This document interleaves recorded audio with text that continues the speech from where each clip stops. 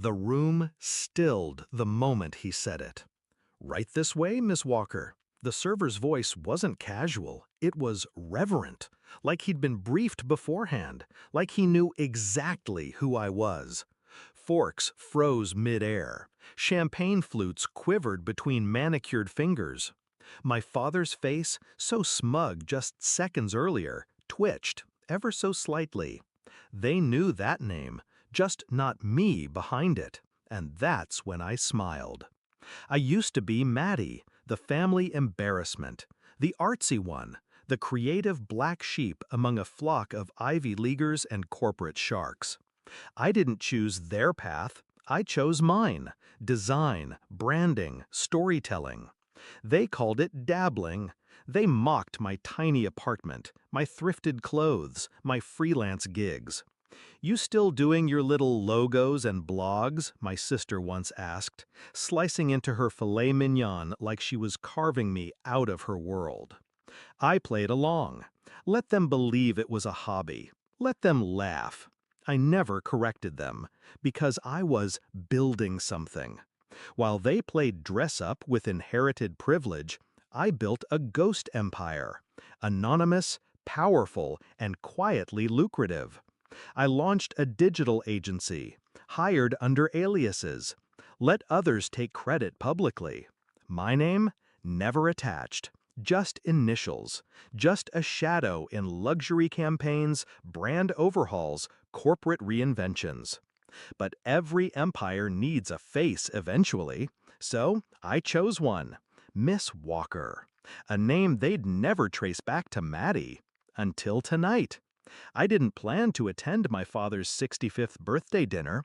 It was hosted at Eclat, one of those hush-hush restaurants where reservations were more valuable than gold.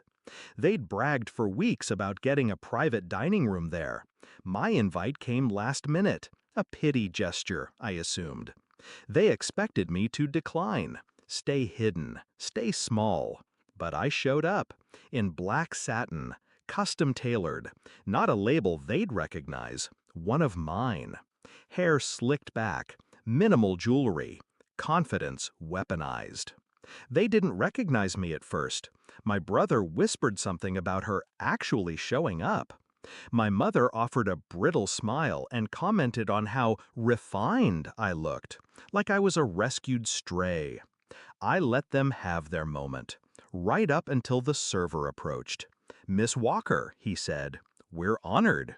Your usual champagne?" Silence. Thick and immediate. My father blinked. "Wait, you know her?" The server chuckled nervously, glancing at me. "Of course, Miss Walker's agency rebranded our entire group. New identity, new clientele, complete transformation. You haven't seen the press?" I hadn't paid him to say that, but I didn't need to. Truth has a way of detonating when it lands. Flashback to 6 years ago. I'd shown them the pitch deck, one I'd spent months building. It was lean, elegant, aggressive. They laughed, said I was cute for trying. My mother warned me I'd be poor forever. My father, glass of scotch in hand, said, "You're not built for high stakes, Maddie. Stick to Etsy." That night, I walked home in the rain, alone, shaking. Then I deleted my real name from everything, became Walker, ruthless, unattached, unapologetic. I worked 18-hour days, studied behavioral branding, market psychology, algorithmic targeting. I infiltrated their world through my work, redesigned banks, luxury retailers, tech firms. Their favorite products, reshaped by my hand. They never noticed, until now. My sister broke first. "Wait, are you saying you own this agency?" I turned slowly, took a sip of champagne. Let silence hang. Then, "No, I am the agency." Her jaw dropped. My mother went pale. My brother tried to laugh, but it curdled halfway through. My father stared. "You're Miss Walker?" he asked. I didn't answer. The maitre d' appeared moments later. The executive chef would like to personally thank you for your work with the brand, ma'am. If you'd like to tour the kitchen. I waved him off gently. I'm dining with family, I said. Family. The word tasted like ash. That night wasn't revenge, it was revelation. But my revenge? That came earlier, when I found out my father's company was struggling, hemorrhaging clients, plagued by a reputation problem. They'd hired firm after firm.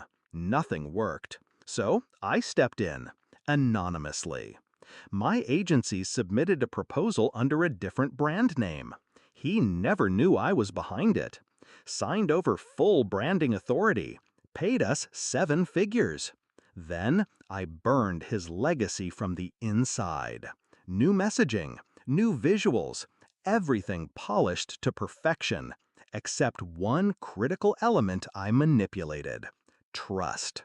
I planted subtle seeds of unreliability in the brand voice, tiny inconsistencies, subconscious triggers, enough to erode investor confidence, spark rumors, leak client uncertainty. Stock dropped 11%.